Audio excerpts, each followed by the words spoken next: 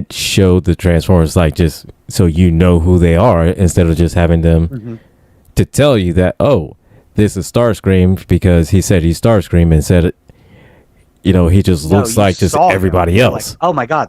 You're like, oh my God, that's Starscream. Right. He looks like he does in the cartoons. Yes. Like there was no question. Right. Oh my God, that's Starscream. That is Starscream. Instead of just like, okay, that's another jet, and then it says, I'm Starscream. Are you though? Because you don't look like Starscream. Are you though? And I do feel like that they were connecting Bumblebee and even Rise of the Beasts into the Transformers 1 universe, because Optimus kept referring to Bumblebee as B-127. Well, that B-127 didn't get the name Bumblebee till he got to Earth. Well, see, B-127 has always been his official kind of designation. He got the name. I did not know that. Yeah. Nerd failure. Nerd failure. That's always been his sort of like designation. He got the name Bumblebee because, for whatever reason, I guess when he transformed, he chose the Volkswagen Bug. The Volkswagen Bug as a car, then it was bright yellow and he kind of looked like a bee and it was a bug, and so it was just kind of stuck with a Bumblebee. Well, and the character Charlie mentioned in the movie Bumblebee that when he was making his noises, he sounded like a buzzing bee. Yeah, so that's when she started to call him bee, even though there was like a bee's nest under his wheel well in the jungle when she found him. But anyway, that's all I wanted to ask. I mean, I'm sort of looking at Bumblebee and Rise of the Beast as like a reboot, and I kind of hope they go with that going forward. I know the next movie is supposed to have Rise of the Beast, the Maximals and all that in it again. So I kind of hope they go with that. I'm sorry, Michael Bay. Thank you for bringing them to the screen, but I mean, it really was a confusing mess. Yeah. So with Bumblebee, they tried, and it ties in with the Michael Bay films and trying to keep those as like this is a part of their whole universe, like that, and that part of the Transformers universe, because essentially within the whole lore now is they've established that a multiverse of all Transformers, and sort of like the nexus of all of it is Unicron and Primus. So throughout all multiverses, just the same Unicron and Primus. So I hope that they expand on that in future movies. I mean, I know we're getting more. I hope so as well. They've already made so many, and they made so much money. There's no doubt they're already in production. We should get the next one. I think they were saying in 2026. So we'll see. Yeah. But we did come up with another topic to talk about now that we've kind of got the Transformers afterthoughts out of the way. Right. If you take our initials for our podcast, the rules of Nerdquisition, it spells Tron. So we thought, hey. Let's talk about Tron. Talk a little bit about Tron. So yeah, Tron was one of those movies that unknowingly kind of planted that seed of wanted to go into computers and into that whole side of programming, and how far it can go with that, because I wanted when I was a kid, of course, naturally, as all kids, you wanted to play video games for the rest of your life. That's it. Of course, I still want to play video games for the rest of my life. I just unfortunately have to have a job. But unfortunately, the little stuff like bills get in the way, and you know what I mean. And so and it was like that, and I wanted to just play video games for the rest of my life, and Tron was one of those movies that kind of inspired me to without unknowingly inspired me to go into the field of IT. I never really thought about it that way. So when I was a kid, when the movie Tron came out, my mom was working as a manager for a bookstore in a local mall. During the summer, she could not afford childcare. So I would Mhm. often pack up like my He-Man toys and stuff in a brown paper grocery bag, and I would sit in the back room while she worked and I would play. But on Right. occasion, she had a little extra cash, and the the, the mall had a theater, and a couple of times she'd give me a few dollars and say, "Hey, why don't you go watch a movie or something?" To get me out of her hair because I would get bored Right. hanging out at the bookstore all day long. Not that I don't love to read, but it Yo, also but keep me out of after, the keep me out of the Dungeons and Dragons material, right? which she didn't want me 'Cause- playing with at the time.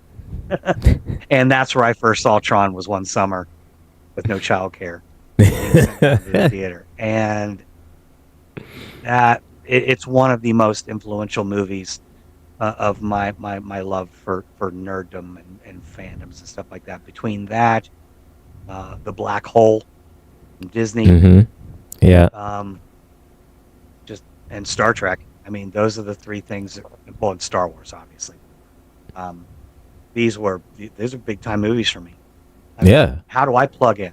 How do I plug in? And you see, as we talked about in text messages earlier, how it's influenced other movies. I mean, with the whole cyberpunk game franchise, role Right. playing and video games now, The Matrix, Yeah. Just, I same mean, concept. like a lot of things that we kind of don't realize is that Tron kind of planted these seeds into it.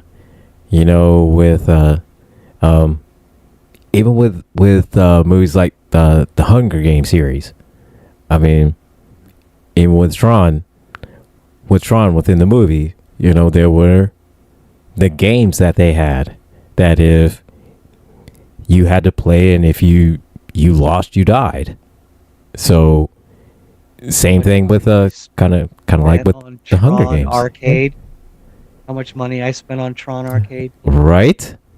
And it had what, 4 modes? It had the attack the MCP with the disc. It had the bikes. It had Mm-hmm. the tanks, and it had the spiders, Yep. Exactly. the grid bugs. And the one I hated the most were the bikes. Oh, I hated was the hard. bike because It was very hard. yes. And I got some people going on going on in the chat about this because just how a lot of things within Drawn has just been so influential throughout the years, and even with just how sometimes how we would sometimes just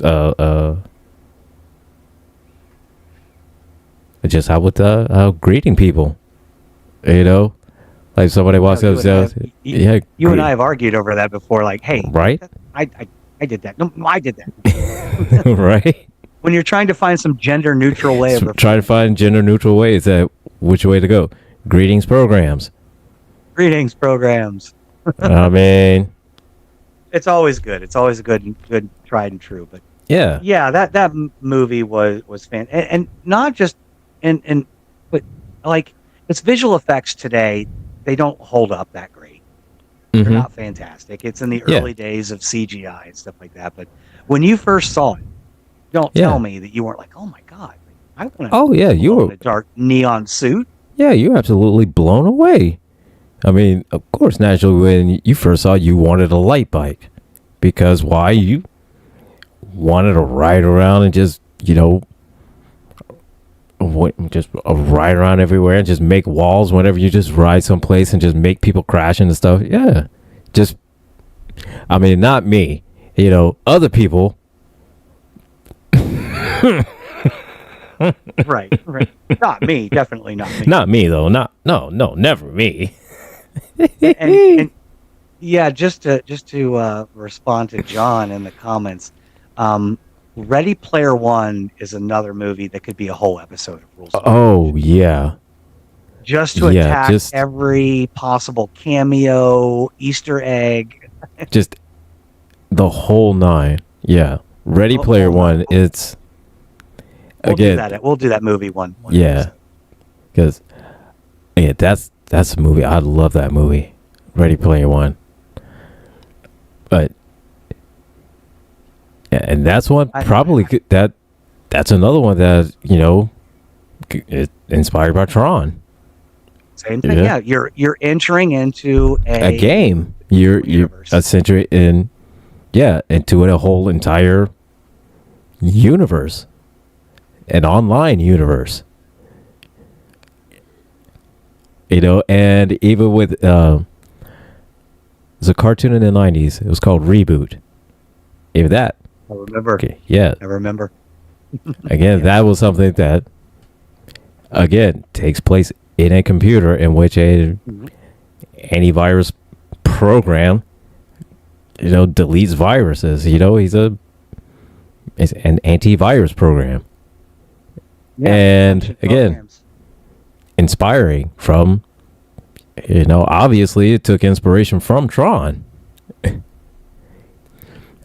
Yeah, it was a huge influence, and I do like, even though I'm pretty much anti-religious as it goes, I like the inferences. You have these sentient programs in the Tron on the grid, right, so to speak, right, and users of these mythological creators of theirs. Mm-hmm. And then you actually have one come down to Earth or their Earth, the grid, right, and then start altering that universe. Yeah. In so many ways. Yeah, exactly. And then and that could be one, and just like when he came down and he was realized where he was at, and he's like, everybody call him program. He's like, I'm not a program. I'm actually a user. Not a program. And the way that just blew their minds, it was just like, and again, it would probably do the same for us, like if one of the gods that we believe in, all of a sudden we're just walking in the middle of Walmart and you say, holy shit, I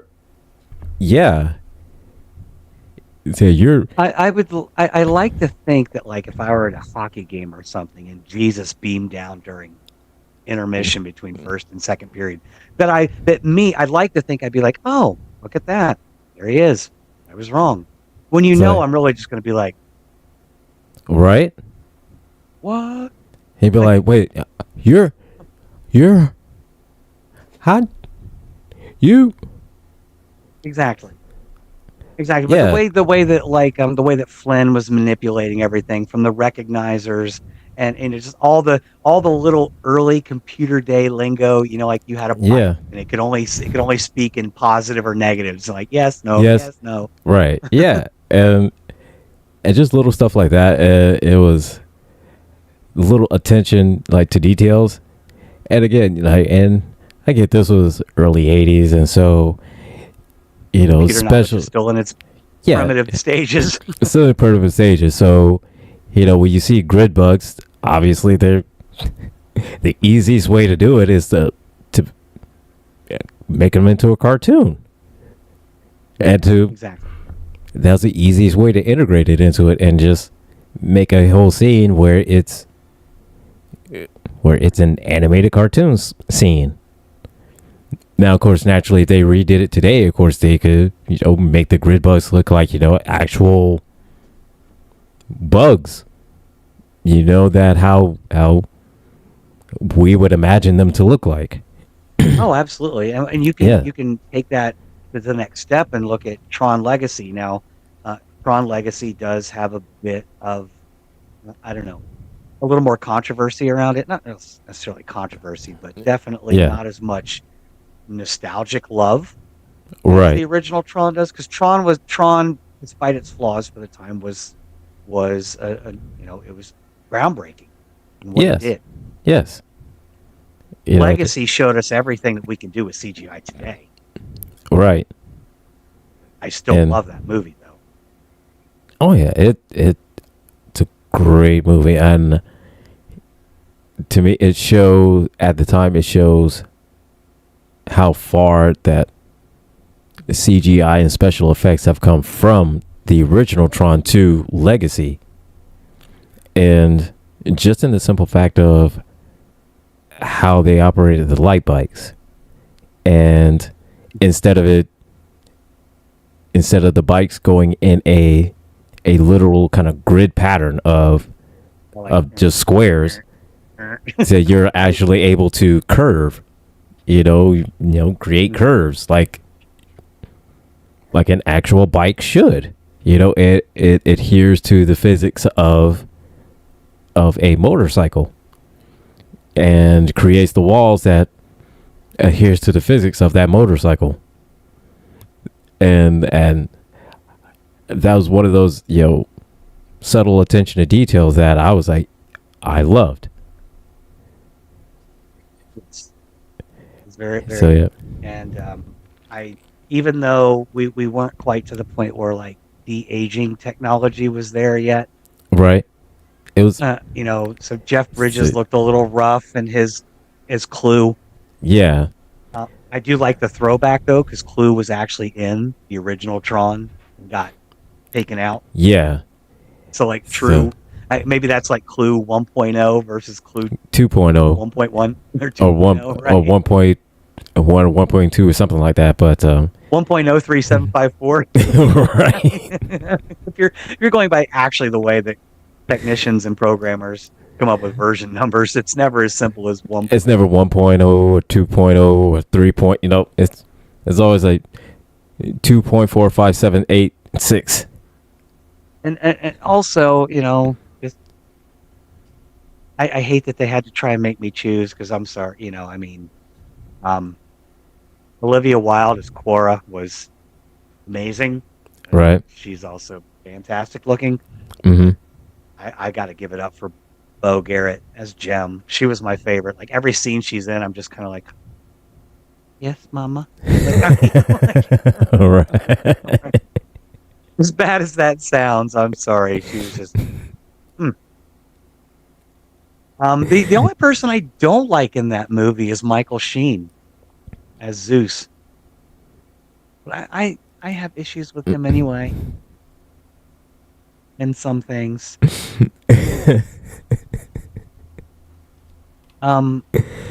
know this is not a popular subject, and we'll never do an episode of Rules of Nerdquisition about it. Okay.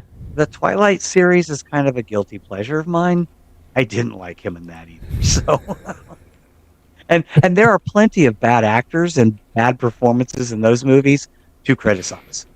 Trust me. There are plenty. That's all I will ever say on this show about Twilight ever again.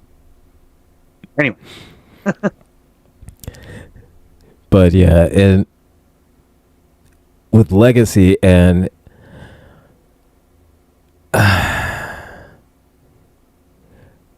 here's the thing, and I'm not sure what really the big spark of the whole controversy was. I mean, unless it had something to do with story, but I mean,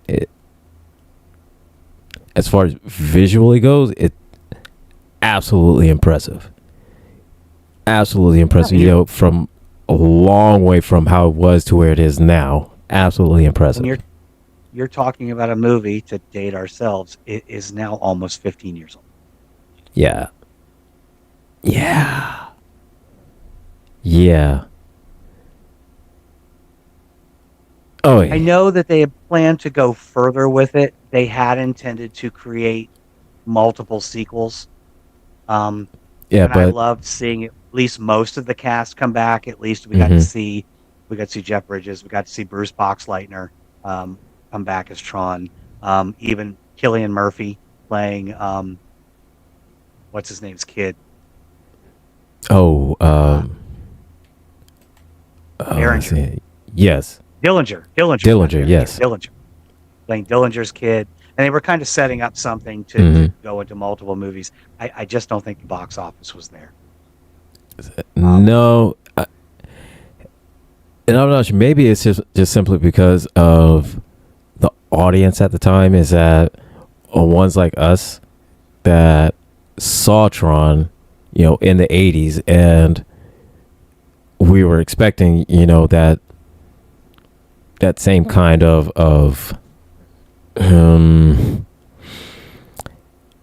that nostalgia, but without realizing is that we're grown, and this is yes, it's a sequel to the original, but it's also something that is geared towards a younger audience. I think that's mainly where the whole disconnect came in, and why it wasn't received like it wasn't received very popular. And my question, next question too. I mean, it's a two-parter here. So, you've got, first of all, why do studios listen to critics so much? Because I can tell you, like looking right here, based on reviewers, critics and stuff, Tron Legacy had a 51%. Yeah. But when audiences were polled, they gave it a B+ on an A+ to F scale, which seems pretty good to me. Right. But then again, you also have to look at the monetary return, and the box office wasn't there. Yes. And I'm sure this movie was not cheap. No, absolutely not. So, and that may be part of the reason as well, is that even though the audience loved it, and the critics may have been like, but just simply because it didn't make the money back like they really wanted it to make, is the reason why it's just like, I mean, yeah, we could make it, and yeah, we could probably make some money off of it, but not enough to justify it.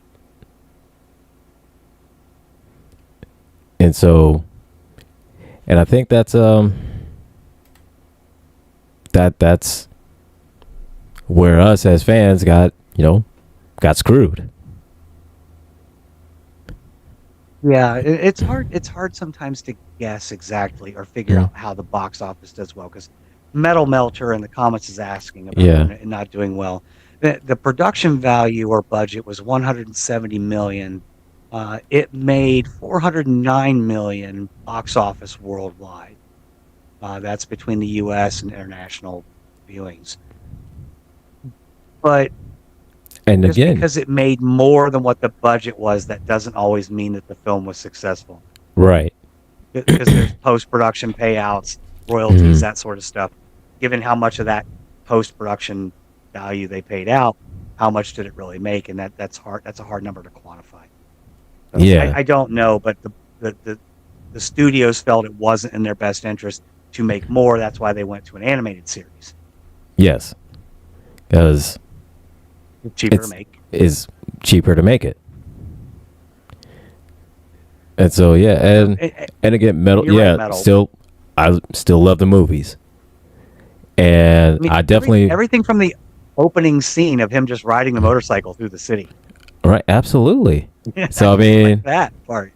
Yeah. So I love the movies, and the animated series, and I started watching that. I loved it.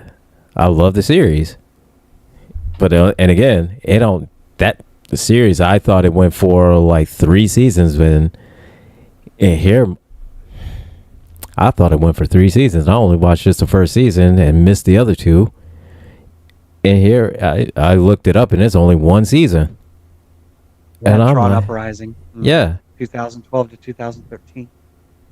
And again, that's one of those shows, and it was a great cartoon, because it took place after Legacy, and but I think the whole thing is because it didn't have Tron just like soaked in throughout the whole thing, and Clue kind of soaked in throughout the whole thing, then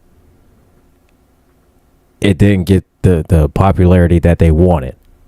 I mean, yeah, it was popular because it did have Bruce Boxleitner in it, you know, but not throughout the whole series like they kind of, like the fans wanted.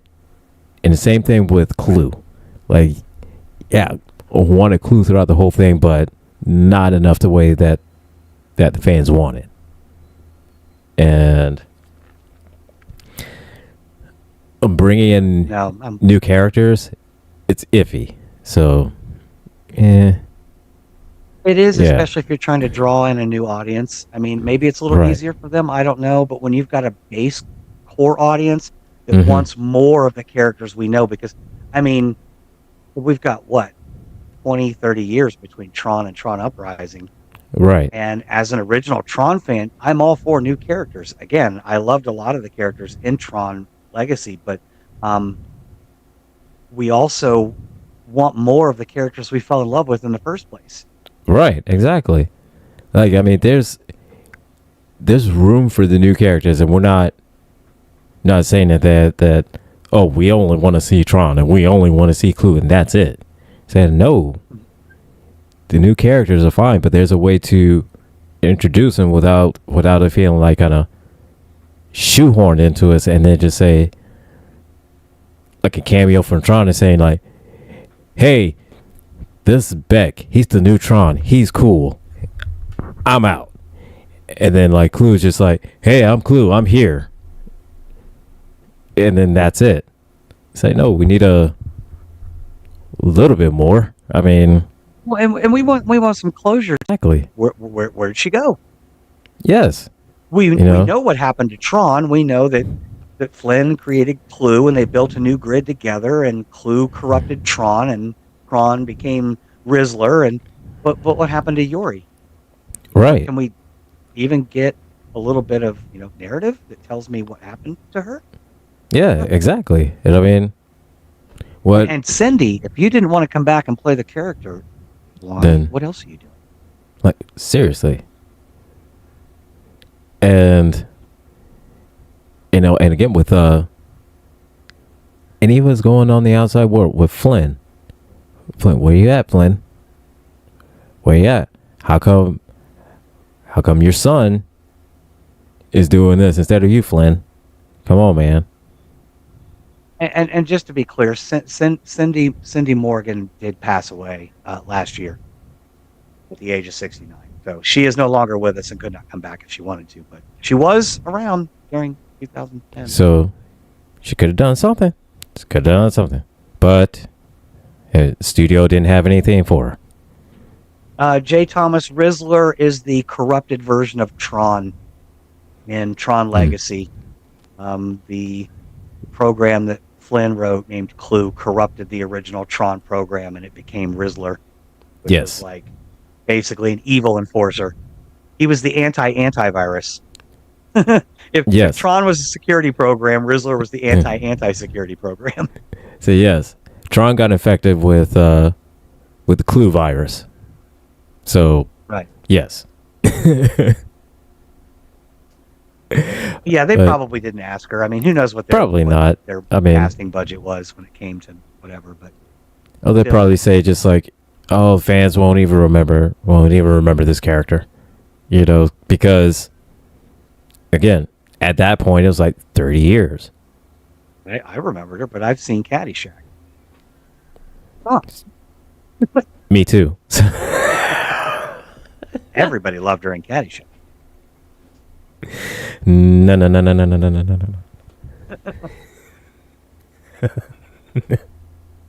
Anyway, this is a nerd podcast, not a comedy podcast. So, moving on. But I mean, I think if we're talking Tron Legacy, right? Its legacy is definitely the fact that I don't think we'd have movies like The Matrix, or Cyberpunk, or Reboot, or any of these other. Right, or even even like video games. What was the movie that I think that Chris Rock was a voice of, where they were like antibodies inside of a human body? Osmosis Jones. Thank you, Osmosis Jones. Like almost a similar concept. Yes. anthropomorphizing things in a tiny, tiny microverse. Yeah, right, exactly, yeah. And again, just kind of, showing like their day-to-day life, so to speak. And so same thing with with Tron again, and this whole thing that's being carried on in this essentially this micro universe of this computer with a with a laser with a laser that's pointed right behind you, and it's like, what? Right, exactly. But, yeah, I don't know what to say about that. And it's like, did nobody learn the first time? Don't ever point a laser at you right directly to you. Yeah, apparently they didn't. I mean, I would think that's like kind of safety 101. Like you have something that shoots a laser out to you, don't have it pointed directly at you. Yeah, I mean, I don't. There's no lasers behind me, pointing at me at my terminal right now. As cool as I think it would be to get zapped into a computer system and go have some amazing adventures in computer world or something, Right? I'm just not gonna sit in front of it. Yeah, I mean, it'd be cool, but at the same time, I don't want to do it. Yeah. No, I know that would be bad. But still, I mean, I can give opinions about the Matrix all day long, and again, that could probably be its own long-winded look, episode of itself. The things you could just branch off into any and everything about the Matrix. Just from the themes of it, the whole overall arch of it, characters, everything. Oh yeah, there's so many. Oh, let me see here. Hold on. I'm getting some news here. A standalone sequel, Tron Ares, is scheduled for release on October 10th of 2025. Okay. I've not heard of this. Tron Ares? Really? Let's check Tron Ares out. Oh. Why? Jodie Turner, Jeff Bridges. Let's see this. Is that Peters is another Dillinger? Oh no, please do not tell me that no, Jared Leto's in this. I know we've had this discussion already about okay, Jared Leto is going to be Skeletor in the Masters of the Universe remake. Yes. Everybody has opinions about his version of the Joker. Mine are not good. I mean, they're not bad, but they're not great. Right. And I just don't know how to process this. I don't know. No, because nobody I know is in it except for Jeff Bridges. I mean, as far as returning cast. Yeah, the only one returning is just Jeff Bridges.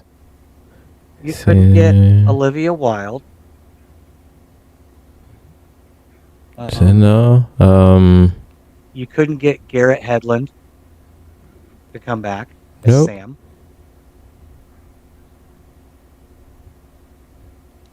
I mean, at least Susan died.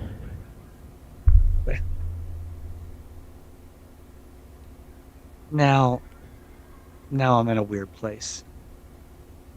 Now I'm in a very weird place.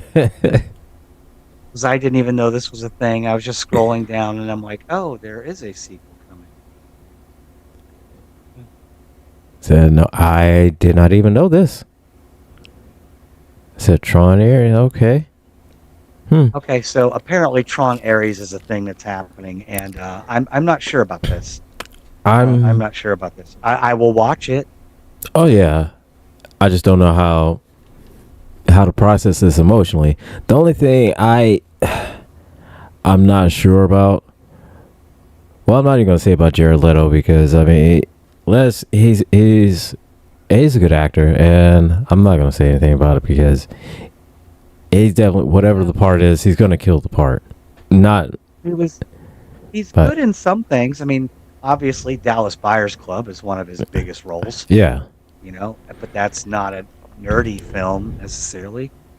yeah. I Um, mean, here's the inherent problem, and this is something that you and I keep recurring theme. hmm, Here's the synopsis. yeah, Ares follows a highly sophisticated program, Ares, who is sent from the digital world into the real world. hmm, Stop it. yeah. They established that in Legacy that actually programs can cross over into the real world.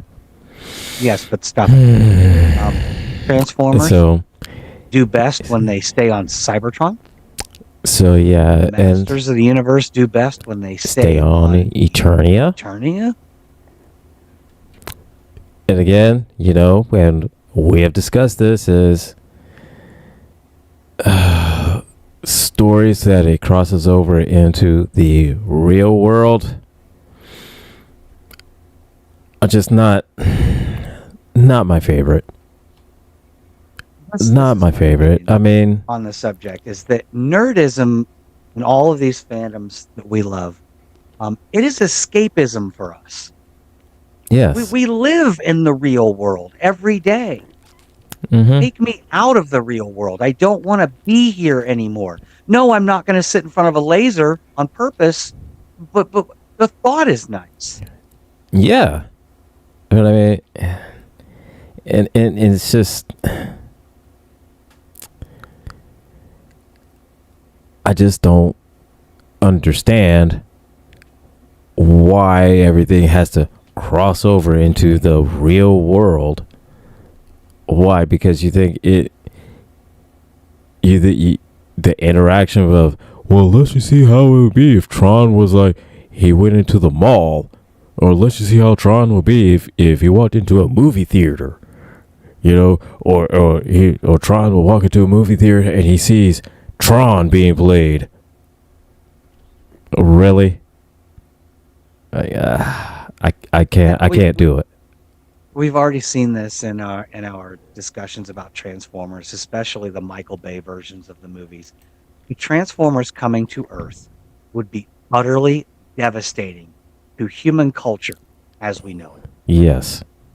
The sheer destruction they are capable of doing, and the fact that we can do very little against them. Mm-hmm. Like, And why? At least with Beast Wars, Rise of the Beast, they gave the kid the little power suit. At least he had tiny advantage. yeah. At least he could do something. Something. Something. I mean, but all Shia LaBeouf could do for 3 movies was run and try to not get crushed. right, yeah, and just go whoa, whoa, whoa, whoa, whoa, whoa, whoa, and then Exactly. that's it. Then here comes Mark Wahlberg running, trying to not get crushed. See, yeah, except with Wahlberg, it's like, hey, whoa, bro, and run. Shia's like, whoa, whoa, whoa, whoa, whoa, whoa, whoa, done. Then we could get Transformers 1 and have the Transformers on Cybertron fighting each other, and it's the same as watching a movie of 2 humans fighting each other. The risks and are the same. Yes, exactly. Yes, absolutely powering the other. Like, you can't fight a Transformer. He steps on you, you're dead. Here's into a car. Right, exactly. I mean, even as a car, what? He still run over you, and you're dead. And you're dead.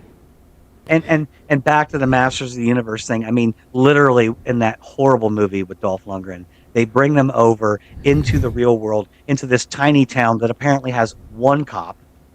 Right. Because Skeletor can float down the street of some suburban American neighborhood on this giant hovercraft, and there's 1 cop. And it's the principal from Back to the Future.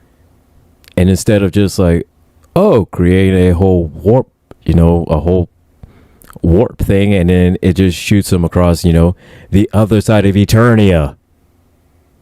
So that way they have time to prep and plan, and then portal their way back to the castle, and then boom, take out Skeletor.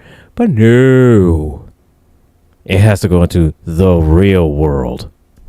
How many times in the He-Man cartoon that they've regrouped in somewhere in Eternia? I just don't. I hate when it comes into the real world. And they're doing it again with the Masters of the Universe live action remake. We're doing it with the Tron sequel, Tron Fairies. Doing that with this. Keep doing it. And it's just for decades just want to see these stories where it takes place on their world.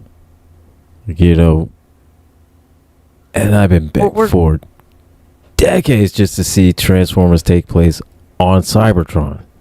Got a taste of it on the machinima version, and now officially on Transformers 1. And it was amazing. It was amazing. It was a fantastic movie.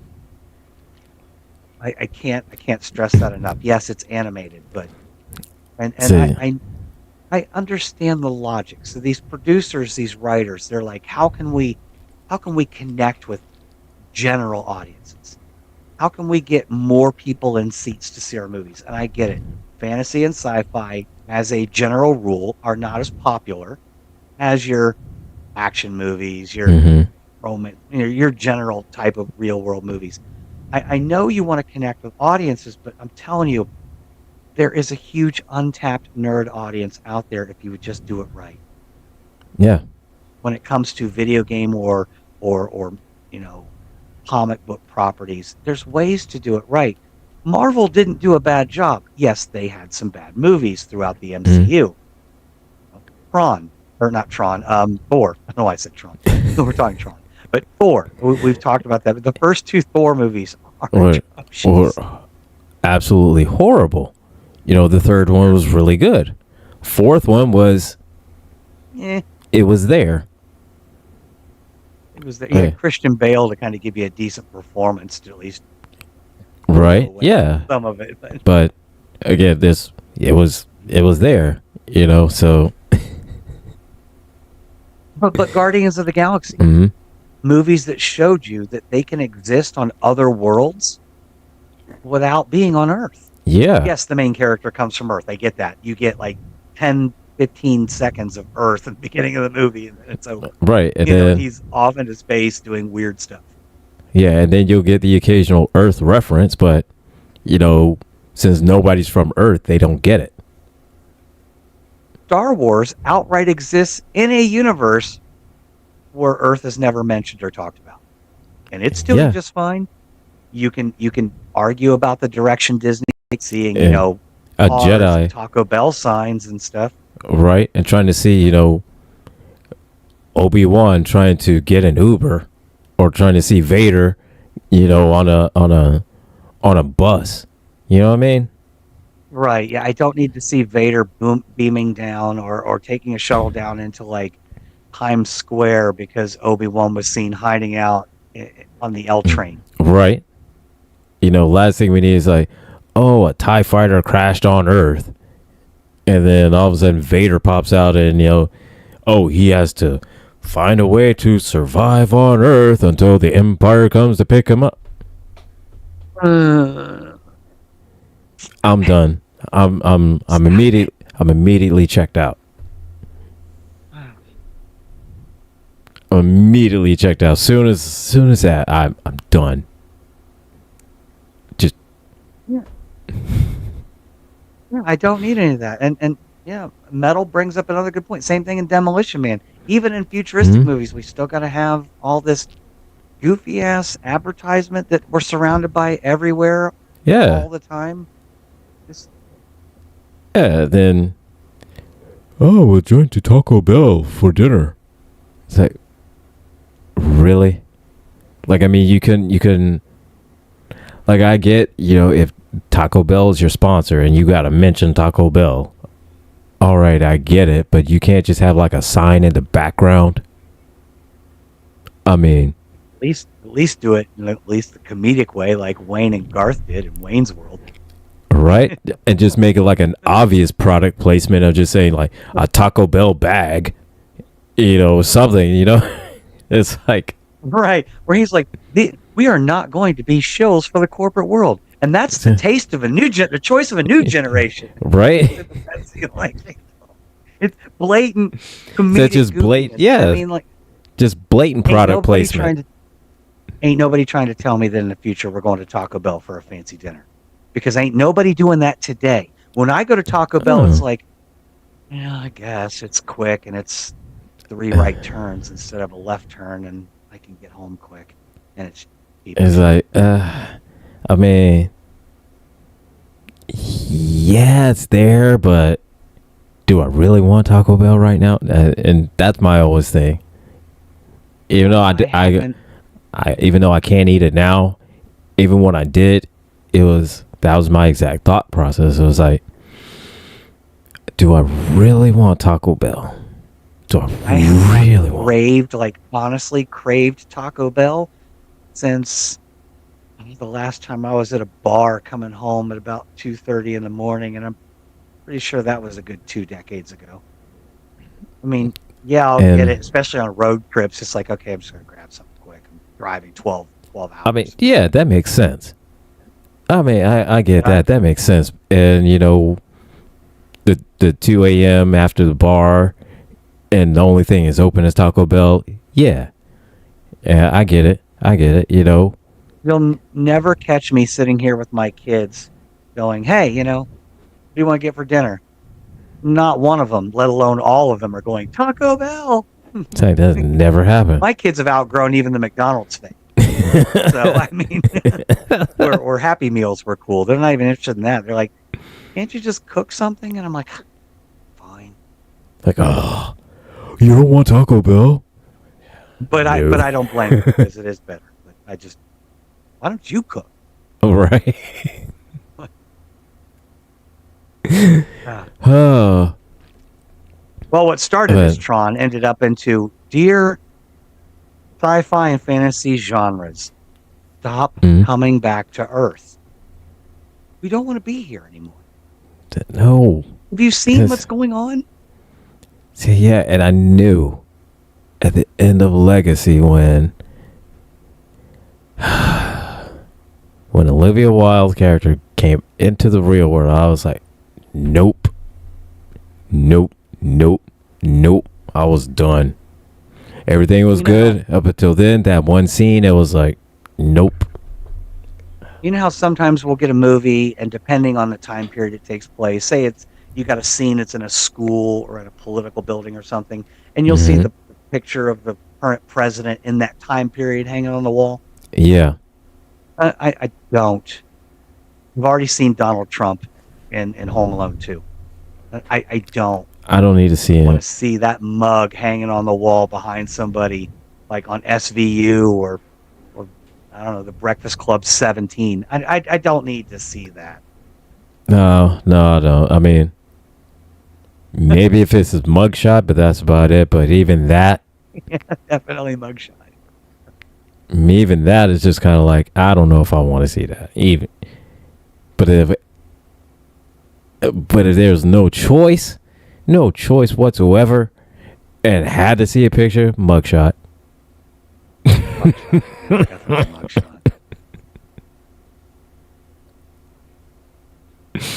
But it is what it is. Just please stop coming back to Earth. And if you're a sci-fi fantasy writer out there, my request to you is stay in a different realm, different planet. Just keep them there. Don't blend it over into the real world. Please don't. Keep Transformers on Cybertron, because if they come over here, the destruction is a lot more, palpable than what we have been led to believe for decades. we're all dead, and those of us that remain are climbing over mountains of skulls straight out of the opening scene of Terminator 2. Yes. Okay? I mean, humans are trash. If giant metal So, sentient robots bring their fight to our planet, we're doomed. right.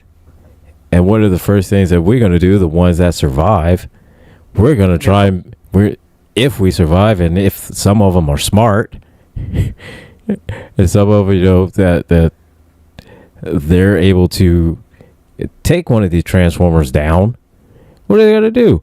Try to build their own. Which they did. And was it not Revenge of the... Was it Revenge of the Fallen? No, or Dark of the Moon? The one where Galvatron was made in the Michael Bay version, when Galvatron, basically that little secret group created Galvatron out of Megatron's head.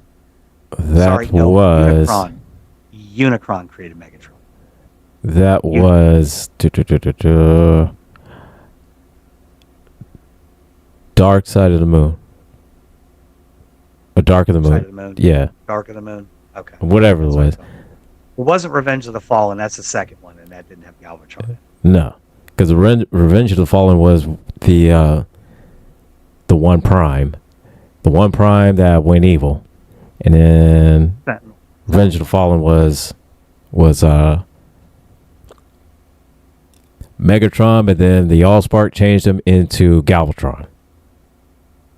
Right, they were doing experiments on his head in that building. I just watched it the other day. But yeah, Revenge of the Fallen, the big bad was there was a fight, but that was the one with Devastator. They take him out with the rail cannon on top of the pyramid when he's... So I don't know what the fuck that was, but swear jar, I don't know what it was, but that was not Devastator.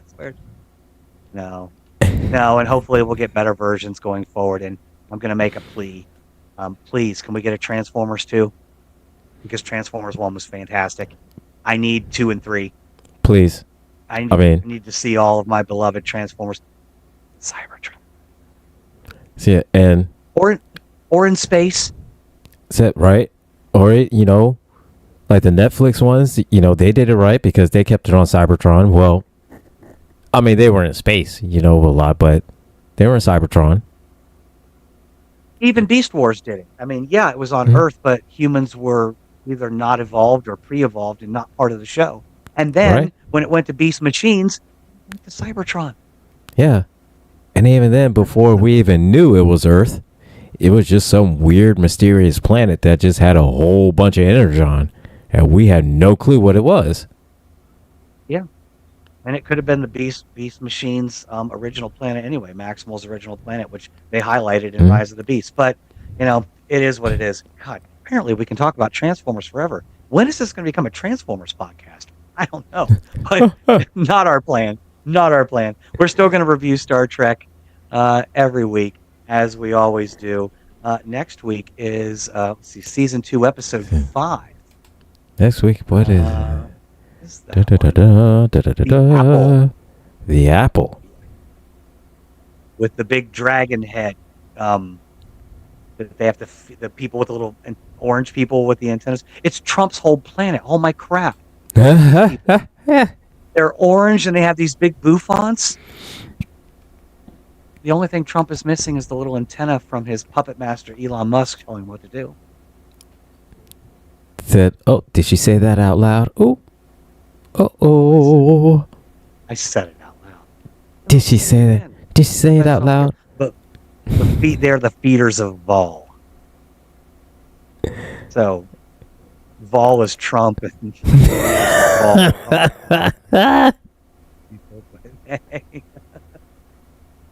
Anyway. But we have come to the end of the show today.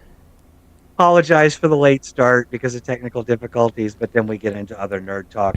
I think next week we have a subject. We're going to be talking a little bit more extra Trek afterwards, but I don't know yet. We'll let you know. It's often as much a surprise it is to us as it is to you. Yeah. So, hey. I'm Gretchen, and as always, I'm going to leave it to Gilbert there to get us out of here. Let me just remind everybody to keep your triple spayed and neutered. I have a dog that needs to go out because she is I don't know whining and begging, and she needs to go out and she needs to be fed. And so I'm going to go ahead and do that. So everybody, I love you all. Take care.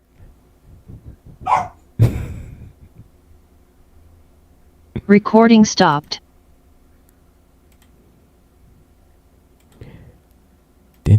We are going to, let's end this.